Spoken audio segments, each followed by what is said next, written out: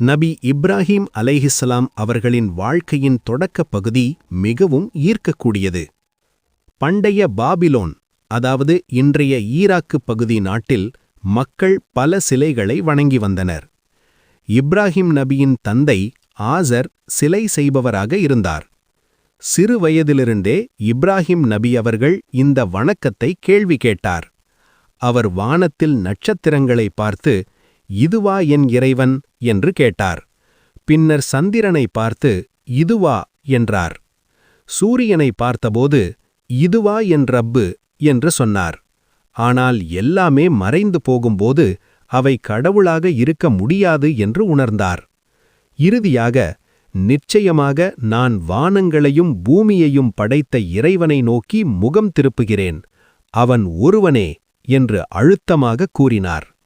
இப்படி அவர் ஏக இறைவனை, அதாவது தௌஹீதை ஏற்றுக்கொண்டார். இது அவரது இளமை காலத்தில் தொடங்கிய உறுதியான நம்பிக்கையின் ஆரம்பம்.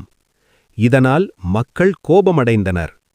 இந்த சிந்தனை பயணம் இப்ராஹிம் நபியை உலகின் மிகப் பெரிய தூதராக ஆக்கியது.